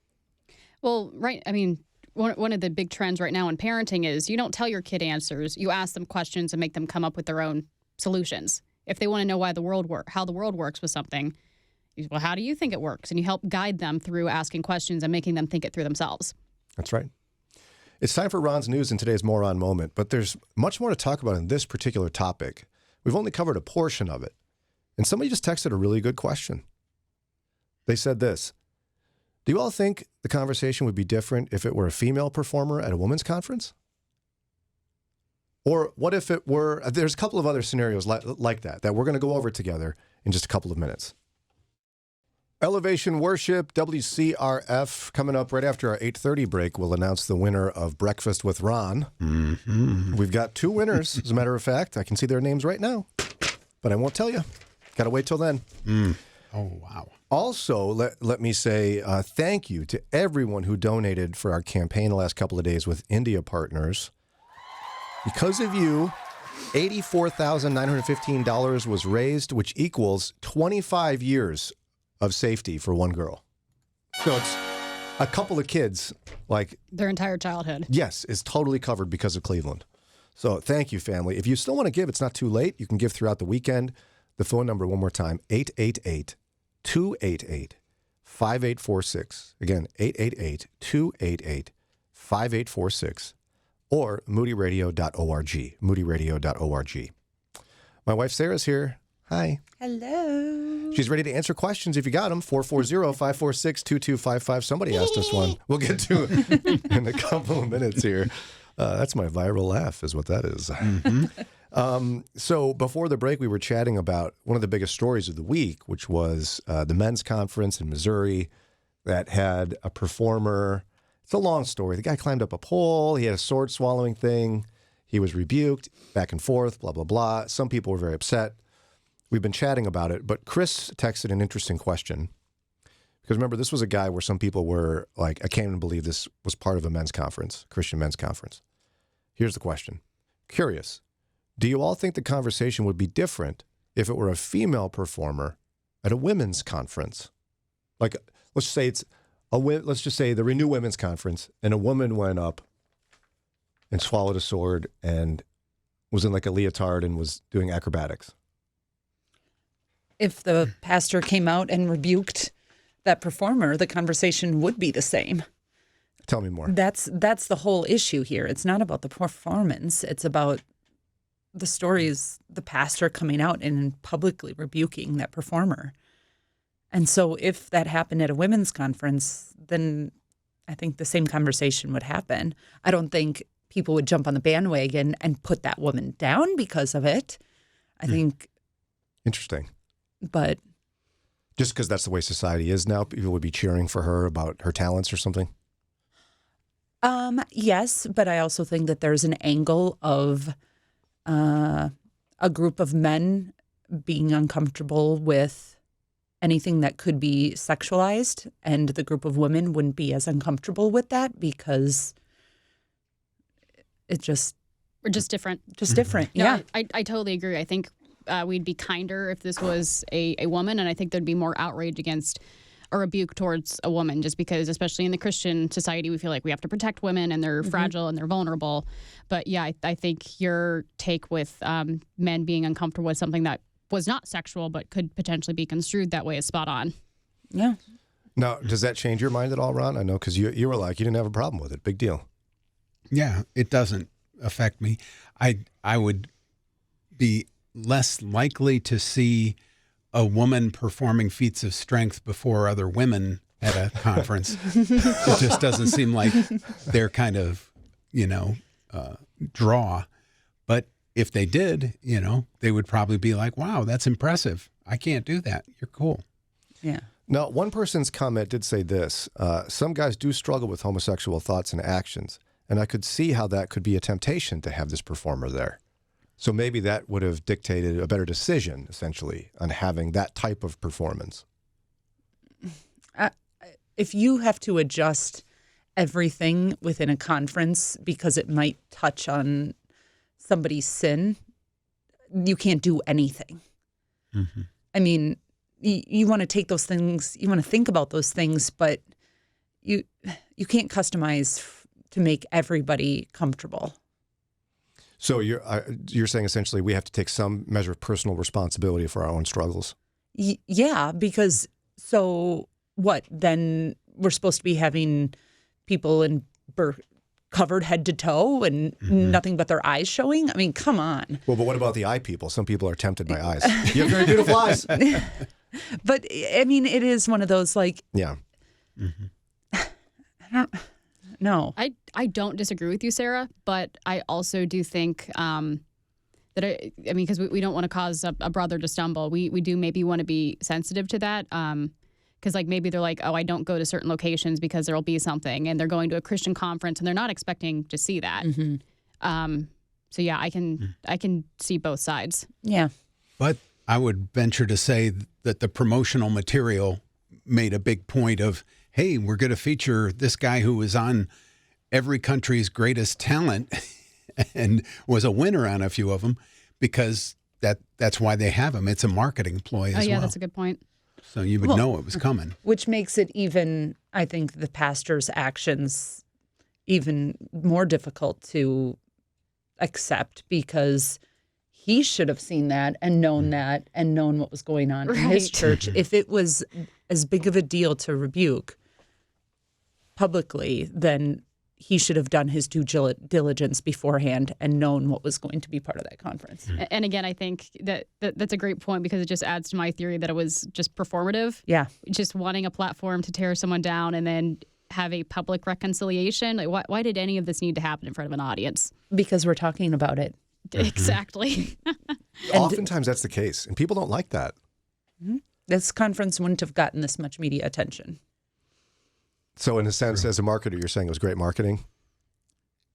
Well, no, not great marketing, but it was effective. Horrible marketing. I think it's, this is more PR, but yeah, this is. But no, I mean, bad publicity is still publicity. Yeah.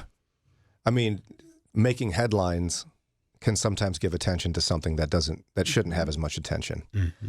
Yeah, I don't know. It's if somebody would have asked me, like, look, do you want this performance before Walk Worthy? I'd say no. Right. But the reason I'd say no isn't necessarily because I object to the performance. It's not the culture of Walk Worthy. Right. Would I want those strong men, the guys that rip phone books in half at churches, would I want them before Walk Worthy? No. I don't think it would fit there either, because it's not the culture of the conference. But this conference, I don't know. I'm not in charge of that conference. Maybe it fits there. Didn't they blow things up the year before? They had a demolition derby. Yeah. So a guy doing acrobatics. I don't getting into. Yeah. Okay. How about this comment? Just came in by text. I don't have the name. Sorry. It takes wisdom to distinguish between those who are truly discerning and those who are offering strong opinions in the name of discernment. If the motive is not restorative and simply a desire to call someone out, it's not discernment. Deep thoughts. Like they're saying, if your heart is, I want to call somebody out, not, am I trying to discern if this is okay? Your desire to call somebody out is not a good motive. Right. And I think that's a lot of what was going on in here. A lot of people felt like, I have a platform on social media. I didn't go to the conference. I don't know anyone who planned it. I don't know anything about it. I don't know anything about the guy that did the thing, but I'm sure going to tell you what I think about it because it needs to be called out. Yeah, that's absolutely fair. Everyone wants their 15 seconds of internet fame. I think you need to, before you say or do anything, especially if you know this has the potential to hurt someone, think about your intention. Like if you're coming from a good place and you're doing it with love, if someone else gets hurt, that is not necessarily your fault, but you need to keep it, you need to, in your heart, think about, is my intention to hurt this person? Someone else just wrote, just not sure how that performance gave glory to God. Isn't the fact that this troubled Christians, understandably so, that is discernment? Also, Jesus publicly rebuked and admonished, as well as the apostles. They rebuked each other. The pastor felt he needed to publicly address this, lest the church appear to be strange and unholy. I mean, Jesus is Jesus, and we're not. Like, when people keep bringing up, well, Jesus flipped over tables, so I can. Jesus flipped over tables because he's God, he's perfect, and when he gets angry, it is undeniably just. The Bible also says to handle these things in private. I'm sure there are certain circumstances where it would be appropriate to address it more publicly, but in front of however many thousand people were at this conference, I don't know that that was the right choice. Mm-hmm. Or even the right target. He was rebuking the performer, not the person that was organizing the conference. Right. Mm-hmm. It would have been better for him to, if it was really about having the church appear as unholy, then he could have addressed it the next day and said, I just want to address what happened yesterday. I've been feeling about this. I've been praying about this. But he did it immediate. And to me, that shows that it was a spectacle. And the way you're describing it would have been a much kinder and loving way to address it, as opposed to calling this poor man a Jezebel spirit. Right. It was, yeah, you don't attack somebody. But even more so, if you look at this, we have to analyze when Jesus publicly rebuked people, what was he doing? He was rebuking the scribes, the Pharisees, and the Sadducees. If you go look at Matthew 25. Now, why was he publicly rebuking? He was publicly rebuking people who were legalists, who were making rules that were crippling to everybody else. Right. Like he said, you're so worried about how you tithe with your mint and your cumin, but you forget the greater things. Justice and mercy. Sure, they're both important, but care more about the big things. He was mad at legalists making rules that aren't in the Bible. Mm-hmm. I think I can see a parallel here. Yeah. Now, again, wisdom can be dictated. How did that performance give God glory? Can anyone answer that? Did it give God glory? Ron, you liked it. Yes. So did it give God glory at a men's conference? I can see, I was being a bit facetious the other day, but I can see the guy saying, well, the Bible talks about talks about itself as being the sword of the Spirit, and we're to take it in, and then using his sword swallowing as a example of that. And it's corny, but it might have been an example of what he was trying to say. And then, I don't know, be strong in the Lord. And then he'd grab that pole and hang vertically off of it or horizontally off of it. And do whatever he does. I mean, it's a harder thing to say. And at the same time, I've seen many people indicate by text, listen, it's not a church service, it's a conference. Right.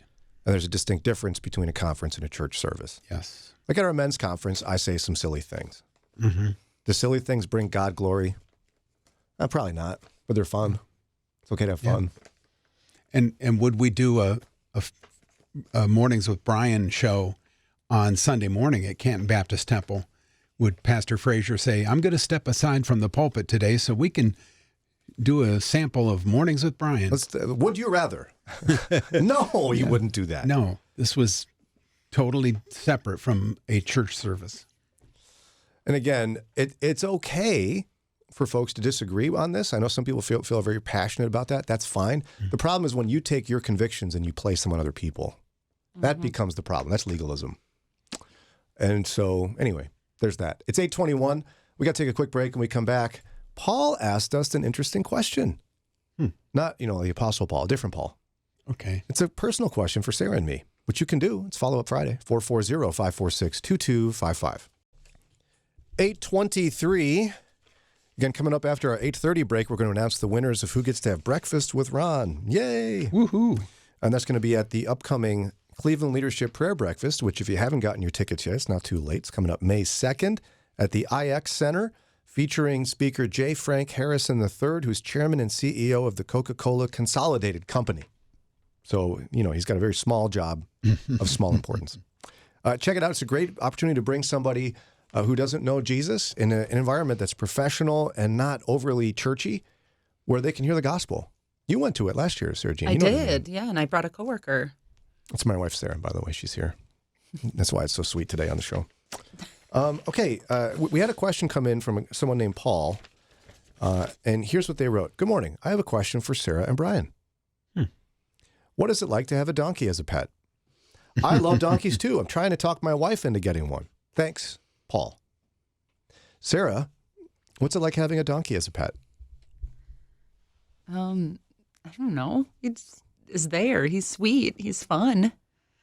He doesn't take up my whole couch because he's out in the pasture, which is nice compared to our two dogs. But right, we have to he move likes our to giant snuggle, so he's a good donkey because he loves to give hugs and snuggle, and he likes to get his zoomies out and run around the pasture. Yeah, yesterday I had the tractor and a trailer in the pasture with the animals where I was picking up a bunch of branches, and he thought it was really funny to walk close to me, and then when I turned to try to pet him, he'd dodge like he's a dog and start running around the pasture. Yeah, or when he runs full speed towards trees and then quick darts to the side, and he's like, "Haha, Mama, I fooled you. You thought I was going to run into it." Or he'll run towards me, and then he quick goes next to you. Yep. Like, oh, gotcha. So what's it like? I don't know, super fun. It's in some respects better than a dog because, like you said, Sarah, you don't have to. I'm not cleaning up after him, and he's not wrecking my stuff.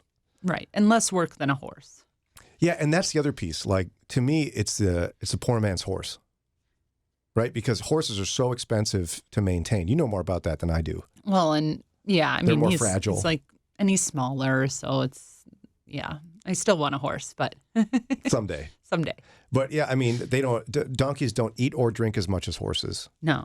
And so they're very low maintenance. If you've got the space for them, I think they're super fun. They're just harder to find. You can't like go to the pet store and get a donkey. Right. Yeah. We had a connection and got a great one. Would you do it over again?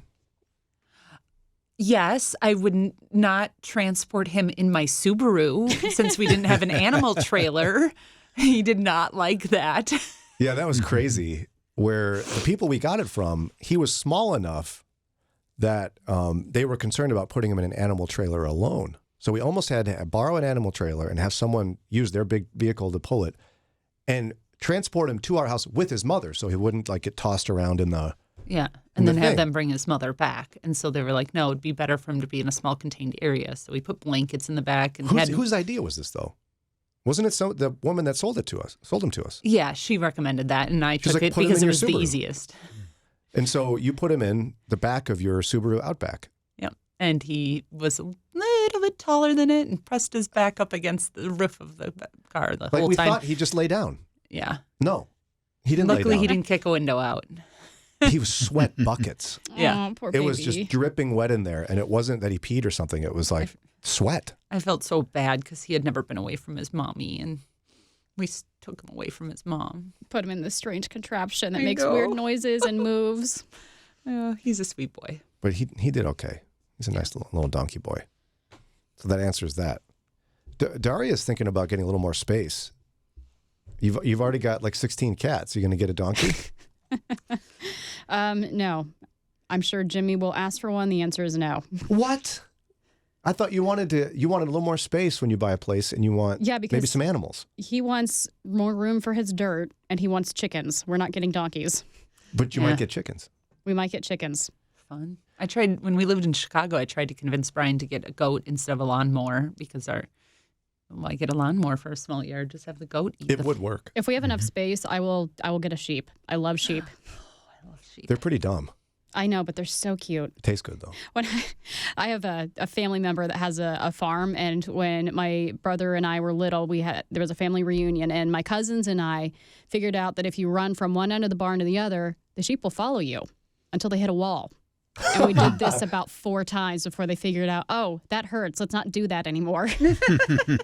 Are you excited about chickens? You and Jimmy and your chickens? They'll be Jimmy's chickens, so I can be excited about eggs and chicken, and he can handle the eggs and the chickens. Yeah, eggs are amazing. Chickens are disgusting and weird. Yeah, we have too many. That's our problem. Are they cute if you have less? Well, they're not as messy and dirty, and they're so dumb. Yeah. They taste good though. He talks about accumulating our cats to the chickens. I'm like, you can't do that because if they're too small, like they will eat the chicks, and if they're too big, one of our cats is so dumb, I'm sure the chicken will hurt him in some way. At our old house, we free ranged our chickens, and the neighbor's cat loved to hang out with them. Really? Yeah. I think she was plotting to eat them somehow. I think she was. That's cats. Right, Daria? Cat lady? I have 2. Does not make me a cat lady. What's You the have more than threshold? 2. What? We have 5? I said that last week. How many cats do you have? You don't even know. Mine are outside. It's different. They still live on your property and you feed them. What's the threshold for someone to be a cat lady? I don't know, like 4? No. No, 3. it's more about the behaviors. Like if you are, like your life revolves around your cats and you talk to them as your best friends, then you're a cat lady. You could have 1 and be a cat lady. What if something comes up for work and you can't do it because your cat won't let you? Yeah. Or if you let your cat go in front of the screen when you're on a Zoom client call. Yeah. Daria? It was a cute picture. I know you don't normally do this. So, something came up and we needed to post something really quickly. I was at home. I'd left for the day, and I was literally about to get up, go get my computer, and my cat Olive said, "Nope, your lap is mine now, and you can't move." So I sent a picture to the team group chat because originally I'm like, "No problem, I can handle that." I'm like, actually, there's a problem. My cat says I can't leave the couch. No, I don't think that makes her a cat lady. I think that makes her smart. Why? Because she's getting out of work? Yeah. Yeah, that's pretty smart. She fell. I was watching a show and she wanted to cuddle and she fell asleep. She's like, I want to spend time with you, and who am I to interrupt that? Yeah. Just like a sleeping baby. Exactly. Were you afraid she was going to claw your eyes out or something if you got up? Oh no, I eventually got up and she was fine. Okay. 8:31, time for a quick break. When we come back, we're going to announce the winners of Breakfast with Ron. Yummy. I've got 2 winners I'll announce here, plus we have more follow-up items and more time for you. 440-546-2255. 8:37 WCRF. We had a contest running for a while now. Breakfast with Ron. It was pretty exciting. You could join Ron Eastwood. It was you and a friend, so we gave away 2 pairs of tickets to join him at the Cleveland Leadership Prayer Breakfast coming up May 2nd at the IX Center. And I have the winners' names right here. Did you wake up the drummer yet? It's very exciting. Yes, it is. And I can't find what I did with it. There it is. Nudge him. Okay. And now, the winners of the Breakfast with Ron contest. Congratulations, Jeff from Broadview Heights and Larry from Wadsworth. All right. Jeff and Larry. Jeff and Larry, and each of them bringing a guest will have breakfast with you, Ron. Oh, good. So that'll be fun. Yeah. And, if you guys happen to not like bacon, where you can pass it along, just head it right over to my plate. Yeah, and if you're not careful, you might just take it. You never know. For more information about that prayer breakfast, if you didn't win and you'd still like to go and see Ron and Jeff and Larry, all you have to do is to text the word pray to 440-546-2255. Text pray, 440-546-2255. Also, what can I was going to tell you something. Oh, thank you. You're welcome. India Partners. Oh. You too, Ron. But no, everybody who gave to India Partners, you can still give all weekend if you didn't get there yet to help provide safe housing and care for children in India whose mothers have been trafficked or are stuck in prostitution. It's fabulous ministry. We've been highlighting it for 2 days. Over $84,915 have been raised. Wow. Thank you so much. So great. It's not too late to give. The number 888-288-5846. Again, 888-288-5846. Or go to moodyradio.org. All right, so one of the items I wanted to review here as well dealt with, it's an article called Ohio Leaders Are Finally Starting to Tackle the State's Childcare Crisis, but a permanent solution is still to be determined. And what the article highlighted was the dramatically increasing and extremely high cost of childcare. Right. It's off the charts and virtually unaffordable. And it talked about the fact that the legislature is finally starting to deal with it, although permanent solutions seem to be elusive. But it's a good step that they're recognizing the problem and defining it. Because oftentimes, those of us who are past the age of needing childcare, we don't know how expensive it's become. In our minds, it's still, $5 a night for a babysitter? Great. But those days are long gone. Well, plus we're in an era where even if one of the parents wants to stay home with the kids, they can't afford that either, because just the way the economy is, it almost necessitates a dual income household. Yeah, you're right. And now, Sarah, you and I were the ones years ago who we heard people come, you can't have one single income house. You need to make more sacrifices. And that was a storyline for a while. You and I made huge sacrifices for you to stay home for a number of years. Well, but then we also, had the stigma of being on, government assistance because we only had one income. And so we needed assistance to pay for health care and, we had WIC and things like that. And we did hit a tipping point. Yeah. Where we just couldn't anymore. Well, because we had medical bills for our son. Once he had to go through treatment for epilepsy, I had to, and then we didn't have any time together because we were working opposite shifts, and that was, it definitely changed our family dynamic. Oh, for sure. So.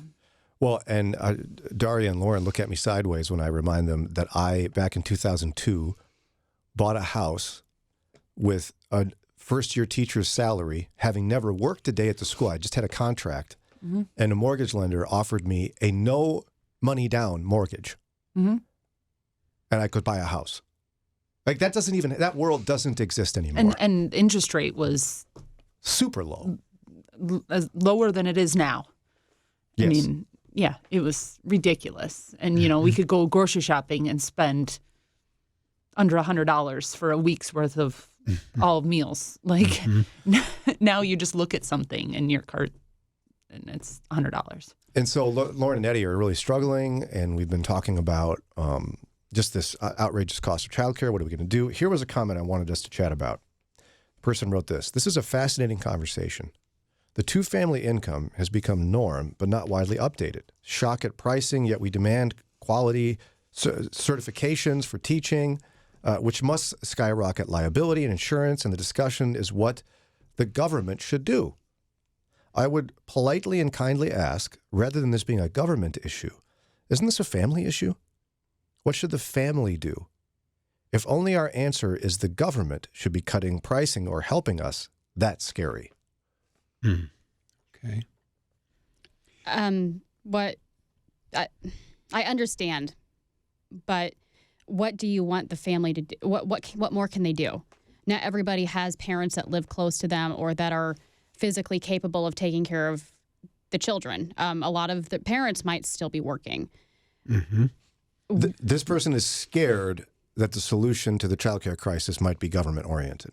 Well, honestly, I think the government getting involved is what's caused the crisis because of having to have all of these regulations and certifications for these daycares that people, wanted the government to enact, or else the government did it. I mean, I don't know which came first, caused them to if I'm certified childcare educator, I'm going to get paid more. And that's going to make the service cost more. Yes. Right. And so, no, I mean, when we get to the point of just it's okay for somebody to sit in a rocking chair and just love on your babies, then you can pay less. Right. And that's where the family can step in creative ways, in the sense of we had the opportunity years ago to help with childcare for somebody, and I was working at a grocery store, and one of the regional managers, we had been talking, and she was like, "Oh, my daughter is looking for somebody to do childcare. It's only part-time."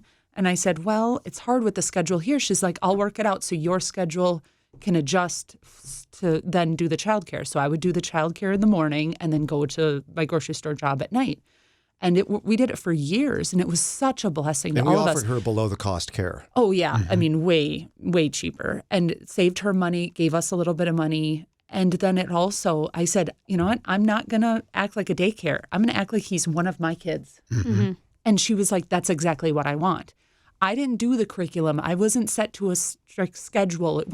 I didn't document the way, sending pictures and documenting everything, because I treated him like my kid. Right. And it was a wonderful blessing to our family and to hers. In that sense, it is a family issue, right? Where if Christian families would be able to work together like that, Yeah. or just families in general, but specifically Christian families, it would be an issue that families can solve. If that's what this person means, sure. But here's my question always, because often what you hear is when government intervention is a possibility or a need, somebody will say, well, the church should do that. And they throw up their hands and drop the mic. Right. Okay, well, you have a church. You go to your elder board and say, this is a problem. I will help spearhead it. Right. No, they don't want to do that. What they want to do is grab a mic and say, the church should be doing that, and then drop it and walk away because they just made a point. Except we are the church. Exactly. Exactly, right. And so my question always becomes, yeah, but what if we're not doing enough? Or what if we're not doing it? Then families like Lauren, we should just let them suffer?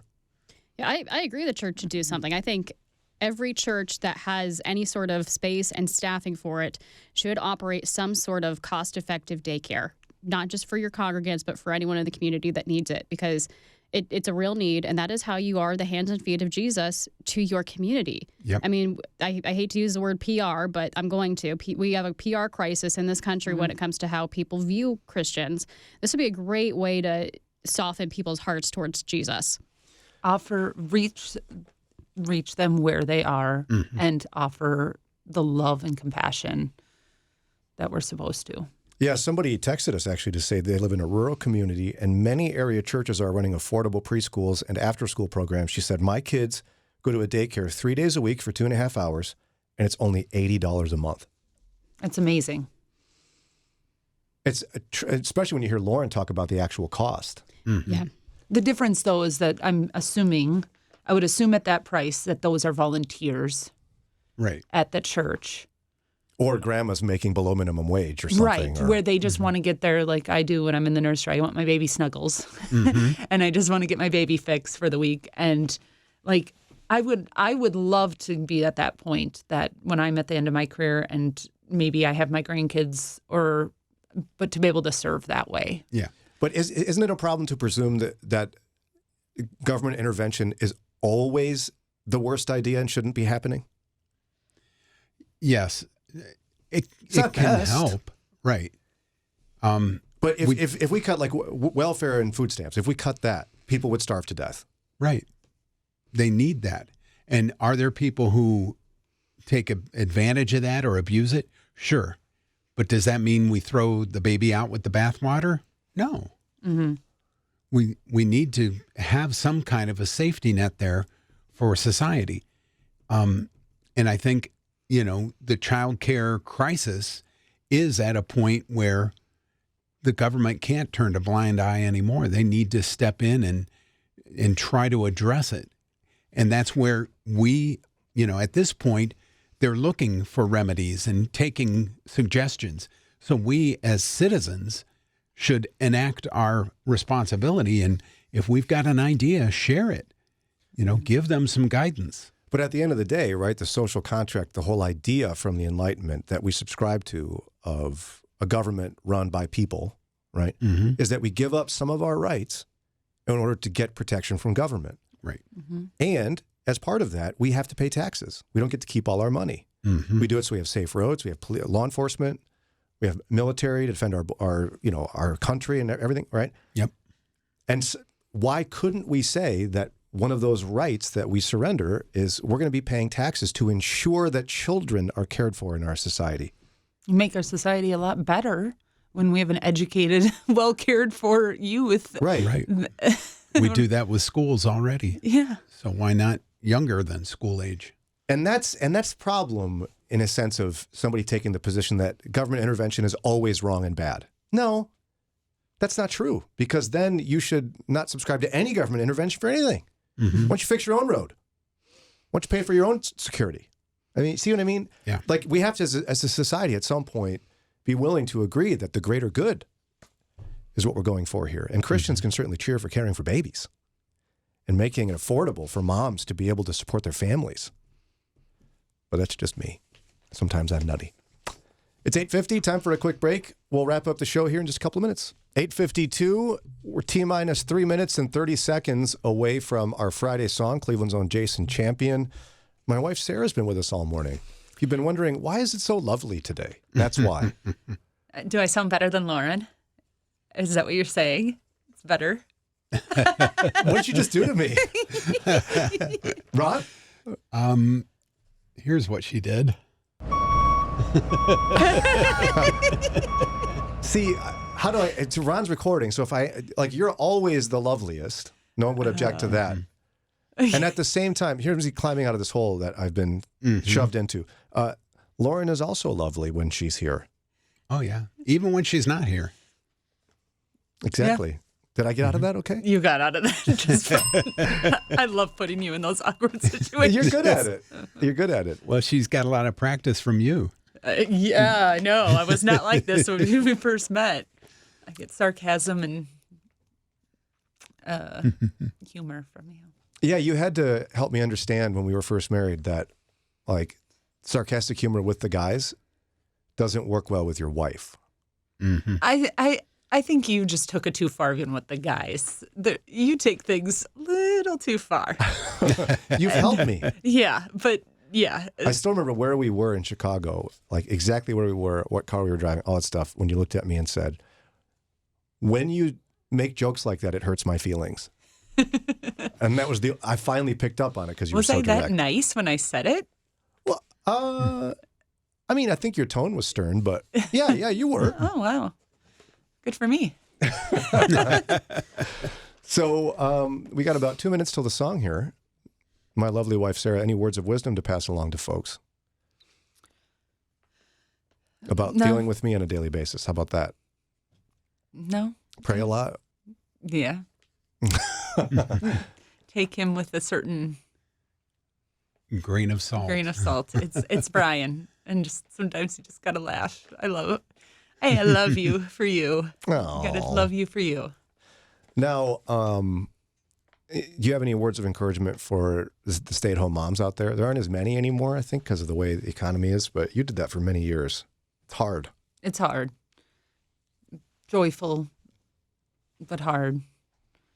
It's hard to look at somebody and go like, oh, treasure those days. Because when you're in them, doesn't feel like treasure. It feels like garbage, kind of. Right. And I'm finding myself reaching that point now where I'm like, oh, I wish I would have just embraced that. You know, I saw this thing on social media where it said there was one time where you put your boy down and never picked him back up.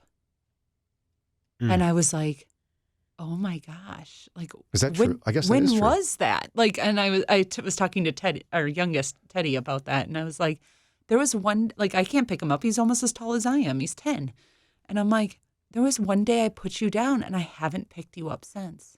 That's true, isn't it? And it's like, oh, but at the time, no, I was like, put you down, okay, let's go. Like, so, I try not to be like cherish those times because they are so hard. Yeah. I'd have you give wisdom to working women, but we're almost out of time here. It's time for the Friday song. So now you can dance all around the studio, Sarah. I'm going to dance. No.